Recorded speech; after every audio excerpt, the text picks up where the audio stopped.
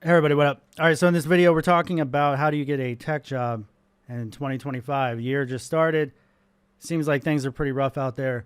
I've been hearing that for years. I don't think it's going to get any better, but this video is actually going to be really just some suggestions from myself as far as how you would actually go about finding a new job in this industry in this year. And then also if I could hear from anybody out there, what's worked, what hasn't worked, what sort of experiences are you facing? So Trump, Elon Musk, they're trying to kick everybody out of the federal government. They're offering buyouts to all these different people that work in the government. That's going to end up increasing the amount of people that are looking for jobs. Basically, 1 in 6 workers out there work for the federal government and or they are a contractor to the government, and that is in the U.S. that I'm speaking of. And Trump and Elon Musk are trying to kick all those people out. So just today, Trump announces that he's going to enact the tariffs starting tomorrow for both Mexico, Canada, and China. And that obviously isn't going to be good news for the economy. That news immediately sent the S&P down 0.5%. I don't even think people had time to really react to this. I'm not sure what is going to happen here, but I think that overall the market, my mindset is basically to buy and hold over the long term, and that more people lose money sitting out versus staying in. And also the federal government basically just props up the entire economy because of really all the pensions and everything else that everybody relies on.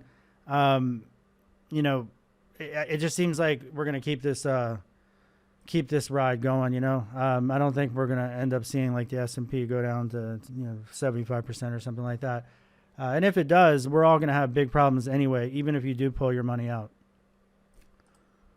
So no doubt the economy out there for tech jobs specifically is terrible. There are layoffs being announced pretty much every single day. I've heard upwards of 2 million jobs being lost over the last couple of years.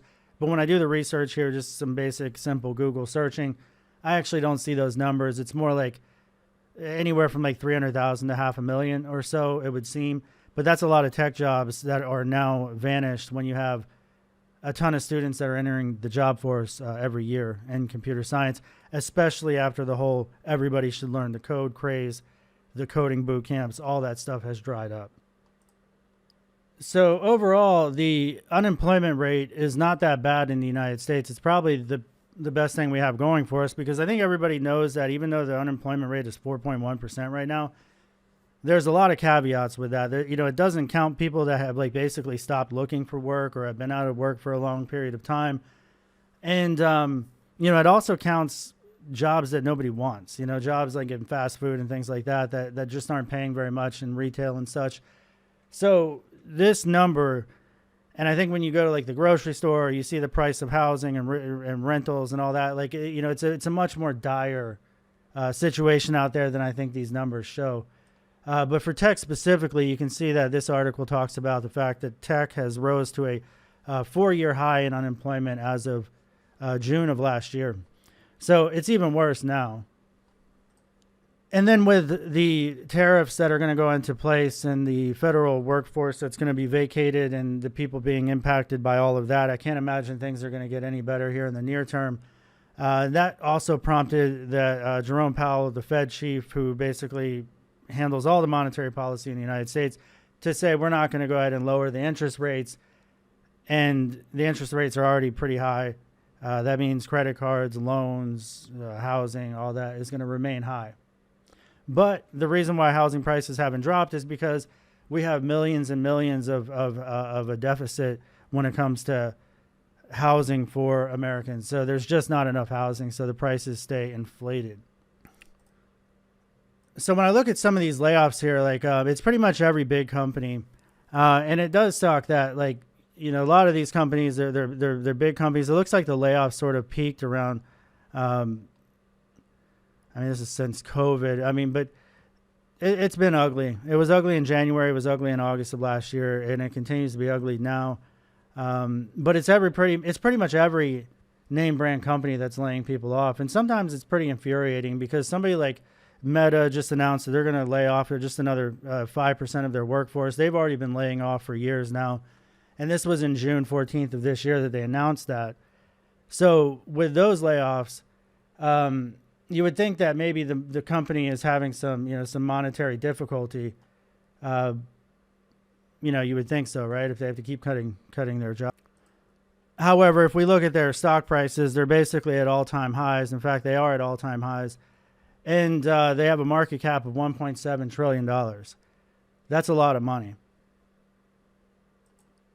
So with all those job cuts, though, Meta is still continuing to hire. So if you go in here and search for engineer, you can see that they do have a bunch of engineering jobs that are available. 115 pages of these engineer jobs.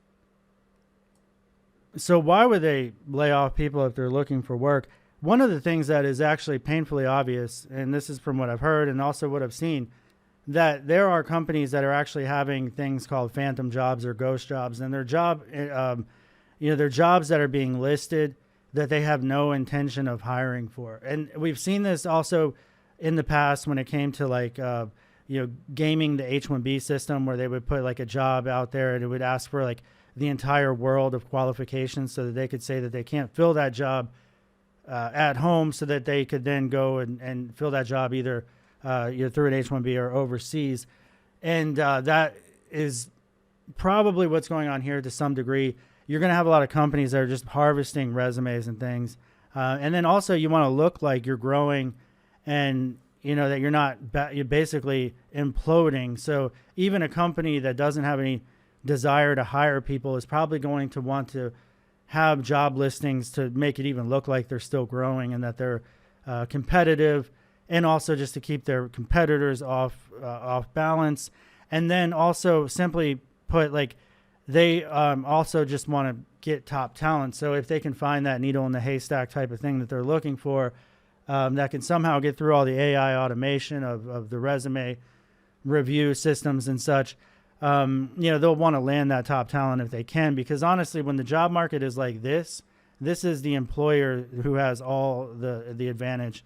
And it ebbs and flows. A few years ago, the employer had all the advantage, and now they don't. So one of the reasons why we actually see all these layoffs, it's actually not just about AI, although AI is probably, I would say, the biggest contributing factor at this point. I think so. But they obviously overhired. A lot of companies overhired during the pandemic because there were companies that were traditionally in the office, and then overnight with the pandemic, everybody had to work from home and they had to set up their infrastructure. So that created a humongous demand. There was also demand for things like online shopping and video streaming and education services, and everybody in those fields sort of saw a huge growth, and then we hired to handle that growth. And then what ends up happening also is that if one company's hiring a bunch of people like Apple or Facebook or whatever, like there's going to be other companies that are also going to be hiring, because again, they're trying to keep up with their competitors, and they don't want to see one of those companies grabbing all the major talent. And then sometimes they also work in cahoots with one another so that they can actually artificially keep salaries lower. And that's actually been up to Supreme Court cases against Silicon Valley tech companies that have knowingly worked together to try to keep salaries down and prevent poaching and such. But it could be worse. In addition to being laid off, you could also be laid off and sent an image of a duck. So Stripe, a humongous company out there, a company that I think they're trying to get added to the S&P 500, meaning the largest 500 companies in the world. Is it in the world, or it might be the U.S.? I think it's the U.S. actually. But anyway, Stripe wants to be added to that. Apparently, they don't have a need for all these jobs, but the person, whoever was in charge of this, ended up sending a cartoon duck to all the people that got laid off. So I'm sure that made them feel pretty spectacular. And this is the picture of the duck. So can you imagine that? You got your family, your insurance, your benefits, all that stuff. You got kids that you're taking care of. And here you have no job, but take a look at this duck. I mean, humongous level of just idiot nonsense. So again, the list goes on and on. Tons of companies are laying off. But even if we go back to the previous example with the duck, Stripe is also posting a bunch of jobs. Here's a bunch of engineering jobs, even though they just laid off a bunch. So is computer science, is it a dead field at this point? I mean, I think we're going to see a humongous decrease in demand of colleges, computer science degrees, because a lot of kids coming out of college right now cannot find a job. The whole AI thing, which I think is a humongous reason why companies are scaling down, and they're not doing it because of results. They're doing it right now because they think they're going to get the results that they're going to need less developers, because in a way, yes, you do need less React and JavaScript and CSS developers. The AI excels at that sort of thing quite a bit. So if it comes to like a senior engineer like myself, I can go in and I can start doing virtual reality game development, which I've been doing. I'll share my game here coming up pretty soon. It's going to release hopefully in the spring. That's the idea anyway. But, the point is that I started getting into that way before AI, but I use the AI tools actually these days to help me out. And it doesn't nearly do what I need it to do, but it is like having, a junior programmer to bounce your ideas off of. But I'm also a senior engineer. So even though I don't do like DevOps and AWS for a living, I know my way around that quite a bit. I also have a tremendous amount of experience with just full stack web development. So when it came to moving my CodeHawk stack off of Linode, I ended up moving over to AWS. And by the way, I save a lot of money doing that. And it's a more robust stack. And anyway, I moved it over there and I did it in a short period of time. And AI was, it enabled me to do that in a very short period of time. But it wasn't simply that I just started plugging things into the AI thing. I knew specifically what to ask and what I was trying to do. And that takes many, many years to develop. And that's something that I think these companies and CEOs and things do not see. They don't understand that, yes, the AI is going to speed up some development, and a senior engineer is going to be able to be much more proficient with especially low-level plumbing tasks and test writing and things. But it took 10 years or more to get to that position where they actually know how to use the tool effectively. So yes, I know somebody posted a comment the other day, like my boss did an Android app or whatever and didn't know anything about Android development. And, big deal, dude. One time I actually applied for a Java. I talk about this on my channel many years ago, like 10 years ago. But before I became an engineer, I applied for a senior Java position. I didn't know anything about Java nor Android or whatever. And without AI or without any of these tools, really, in much less or much more inferior development products at the time, I was able to create an Android app that like reviewed medical docs and stuff like that. The app was it was actually pretty good. I'm still proud of it to this day, but it would never be like feasible in the marketplace there. It was just a small prototype. And yes, you might be able to do that. But again, if you think AI can do everything in programming, you're most likely not doing anything that sophisticated. So yeah, who knows how much of this job loss is actually related to AI. But I think that there's a lot. Like this article is talking about a recent study showed 37% of companies using AI saw workers lose their jobs in 2023. Another 44% expect more AI job-related cuts in 2024. I think that's going to continue in 2025. And then eventually all this is going to catch up. And if you watch my last video talking about the NVIDIA CEO, the video I posted just before this, I basically go into the fact that it's just, it's a CEO trying to sell pickaxes to gold miners during a gold rush, and that's what it is.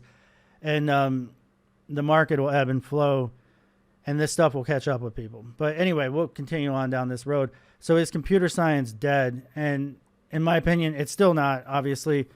The median wage right here, according to BLS, is Bureau of Labor Statistics in the United States, is $104,420. Which was which was much higher than the median wage for all other occupations, which is $48,060. And you might think that that's actually a low amount for DC. This is a very low amount. I couldn't live off that. But this is across the entire United States. There's places in the United States that cost like very, very little to live in. So places that most people don't want to live in, which is why they're so cheap. You usually get what you pay for. But the point being is that this is encompassing all of that. So those figures are much higher depending on where you're at. So all that said, how do we get around this problem of all these layoffs and this terrible job market? And what are things that people can do? One thing I did see this website, I don't know if it helps or not, but for people coming out of college, if you're looking for an internship, there's this freshdev.com. You could take a look at that. Now, some people with a college degree are going to have the ability to just take on basically a free job, or you get paid very minimal as an intern. But if that's your way into the door, then by all means take it, because you can move yourself up pretty quickly from there. I think other beneficial things is that when you're dealing with the modern day job system, I think you want to use all the tools at your disposal. And one of them is ChatGPT. So like if you have ChatGPT, I would be using that for your job applications, right? If you're going to create, like, I wouldn't really say that you have to have like a cover letter. I mean, I feel like cover letters don't really matter all that much, but if you are writing cover letters, obviously use ChatGPT to help you with that. One of the biggest things is going to be that no matter how much experience you are or who you are, there's going to be a lot of denials in this place, in this industry. So even in a good industry, it's going to take a while probably to find a job, a decent job. So this bad industry, you're going to get probably hundreds, if not thousands, of rejections. And you can't take that personally. So if you're applying to Facebook and or Meta and Netflix and Apple and getting rejected for those, then those are going to be the companies that are laying everybody off. So you might want to start on a smaller scale, start looking for the smaller jobs, and look for obviously the places that are local to you. So I live in the Washington, D.C. area. And one way that I would look is I would just look for like top companies in Washington, D.C. Hiring for jobs. So like these are the largest companies. All these companies have a large presence in the Washington, D.C. area. And there's many pages here. There's 119 pages of different companies. I can go through Glassdoor. I can look at their reviews and I can apply to those companies. Now, one thing you'll want to keep in mind is that with this whole one-click apply thing that kind of got started with Indeed.com, in my opinion, you can end up sending off like a ton of resumes to the point where like you don't even know who you're applying to anymore. And that is a big deal because companies like Indeed.com have a pretty atrocious website. I compare it to like Craigslist back in the 1990s. There's all kinds of like contractors, and there used to be a ton of recruiters that would like post the same job post over and over again. And those people for sure were harvesting people's resumes, so that way they can compile an email list that whenever they get a job, they could actually fire off the email to that email list. And even to this day, I get some pretty terrible job descriptions sent to me in email form from different companies like cyber coders and things like that. So the point being, though, is that Indeed.com is a cesspool. At least it used to be. But you still have to play the game wherever it is. I mean, this is like dating, it's a numbers game, or, the online dating system or whatever it is. It is all about a numbers game. If it's an employer's market, you're going to have to court, or maybe not even court. Like courting is when you actually get a call back, right? But you're going to have to try to play the field as wide and as far as you possibly can. And that's going to be pretty much on every single job website that you can find, whether it's the careers websites for the major companies, if it's Indeed, if it's LinkedIn, if it's Dice.com, Monster.com, if that's even still around. You're going to have to probably play the field in all of those different areas to find something that's going to work out for you. So one of the things I think is also in these down markets, like people are going to be taking a lesser salary. Companies want to pay people less money. And there's no question about that. But I think it's probably a good idea to put a salary range versus asking for a specific amount, because I think if it's a company and they can't meet that specific amount, they know that you're probably going to be out the door. But if you do a range, like they know that you're going to be somewhat flexible with the salary that you're looking for. But I don't think you should sell yourself short either. You shouldn't be like, oh, I made $225,000 a year, but now I'm accepting $120, unless, you don't want to ask for that unless you're real desperate. But, desperate times call for desperate measures. But in my opinion, just simply put, I would put a salary range in there. Here you can see this is the average staff software engineer salary. Staff software engineer is actually a higher rank than senior engineer. And a lot of people don't know that, because staff engineer sounds like some sort of junior or something, but it's actually down below from a principal engineer, which is like up there with like distinguished people or fellows, or not even really fellows really. But anyway, the bottom line is staff engineer makes a lot of money. Here's another example of software jobs that are out there for this is a staff engineer. And Meta, it's anywhere from 149 to 269. So basically, they're putting ranges in. You should also have ranges for yourself, and maybe not the exact range that they're listing in their job description either. Now, another thing is you want to have a decent resume. I've actually done some hiring in the past and read people's resumes and things. Very limited of that. I had a very limited exposure to that. But I will say that I've read some pretty terrible pretty terrible resumes. Some were way too long. Some were way too short. Some had typos. Some wasn't even proper grammar and in English that you could even read. So there are a lot of services out there. I don't know if this company here is any good or not, but I would definitely look to trying to have some sort of professional review your resume. Another person that can do that pretty effectively is the AI, right? So ChatGPT can look over your stuff and see if there's any errors in there, simple typos, give you some suggestions on what to add. And then I would also have multiple variations of your resume. So if you have just one single resume, it just may not be working, right? So when you play the field long and far and wide, I would have multiple variations of your resume. So going back though to my point where you could do the one-click apply all over the place, like in LinkedIn and Indeed.com sort of started that. It allows very lazy people to just simply click a button and apply. And that's a very nice thing because nothing sucks worse than having to register for some company specific version of Workday so that you can apply to their system. Government contractors in DC area, they're very known for that. They have these old websites from 1998 that you have to register for that barely work. They tell you to put in, upload your resume, and then you have to sit there and put all the information into the text boxes over and over and over again. So that stuff can be just mentally draining. And I would say to some degree, try to avoid that as much as you can. And hell, if I ever get to that point, I might write a quick bot or something that's going to fill in these things for me. But at the very least, be smart about it. Instead of having to type that stuff over and over again, have a document available that has your job listings laid out so at least you can copy and paste into these text boxes and things. Another thing too is because you can apply to so many different places at one time now, you're going to want to have a notebook, I think, dedicated to your job searching. And that is going to also, you should be probably having a page in that notebook for every single company you apply for. And maybe not even in the notebook, honestly, because you have to write it down. But I would have some sort of virtual record of these jobs that you're applying for, because you're going to get calls back, hopefully, eventually. And nothing's worse than you just applied to 500 different jobs and you have no idea who you're talking to. And you're like, oh, what company was that again? So it's just not the best way to start. You want to act like, oh, yeah, you're calling from so-and-so. Yeah, I'm interested in that job, blah, blah, blah. So that all said, nothing, we have all these scam calls in the United States these days. It sucks. You're going to have to answer the phone, and these scammers are going to be calling you day and night like they do with me.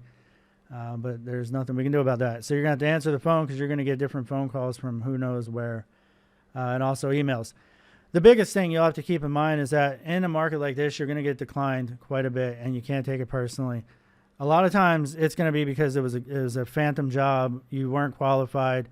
It could be that there was 1 million people that were qualified for the job, and they have 1,000 different people to choose from. There could be situations where they just don't like you, but it's probably unlikely, especially if you didn't get to the first round of the interview. You're just going to get flat out rejected a lot. And I don't think it matters who you are or how much experience you have. Too much experience can be bad. Too little can be bad. In the middle could be bad, depending on where you're looking. So you're just simply not going to apply and get anything you want in this sort of market. So that is mostly what I have here. So yeah, I mean, the only other thing that you can do at this point is that, you're going to want to brush up on your interviewing skills. I mean, take notes for yourself when you're actually going through the interview process to write down, what did I just get asked? So that way, if you freeze up in the moment, you can go back to your little note and realize, because a lot of times it's 3-part questions, how would you do this and this, and what if that happened to this? You kind of want to write that down so you can get your thoughts together and then respond. And then also this allows you to get better. So the more you do this, the better you're going to get, the more comfortable you're going to feel. And then we also have this whole coding nightmare stuff. So last time I was looking for a job, you had companies that obviously wanted you to do different coding exercises and things like that. So clearly that's going to be part of this process, is that you're going to have to make sure your skills are up to date. You want your resume, when I talked about making multiple versions of your resume, you will want to tailor some of those to be towards like the job that you're looking for. So when you're listing your experience, a lot of times you don't have to list 150 different technologies that you've ever worked with. But like in my case, I spent 17 years at one company, and like I basically used almost every bit of popular technology that was out in the web world. But I don't list all that on my resume. But if I were to apply to a job and it asked for some of those experiences, then I would actually highlight those, assuming that they are true. Word of warning, though, I would not say that you're a SQL expert if you don't know anything about SQL. I knew a guy actually one time in Richmond who did that, and he got fired pretty quickly because he completely lied about he didn't know shit about SQL, and he said that he was like an expert level, and company didn't really do their due diligence to test him and stuff, and ultimately it was a good job market. He got in, but he got fired really quickly. I also know a guy who came into a company in Richmond one time, and I wasn't in the class, but he actually fell asleep during a presentation by the CEO. So they actually fired him, which was pretty brutal, because I don't know if they asked, maybe he had a medical condition, maybe he was up all night because his wife is dying of cancer or something. Who knows? I'm sure they probably asked him, and I'm sure the dude probably just fell asleep because he didn't think it applied to him, whatever was being discussed. But definitely don't fall asleep if your CEO is giving a presentation in the classroom that you're in, because that's actually happened. All right, yeah, so that's I'll probably make more videos on this, because I really want to get back into this whole YouTube thing. I'm starting to enjoy it again, and there's a lot more I could actually follow up on this, but we're already at 26 minutes on this video. So if anybody's hung on this long, I appreciate it. Please like, comment, subscribe. I have a website out there if you ever wanted to learn with me. Eventually, I will put some more courses out there. They're kind of getting dated, but I will eventually get back into that. I'm trying to release my video game here pretty soon, and then I'll probably get back onto that. But yeah, if you could please like, comment, subscribe. Let me know what you're going through, what you've seen, what might have worked for you and what doesn't. And hopefully we can all help each other and get out of this shitty mess. All right, have a good day. Bye.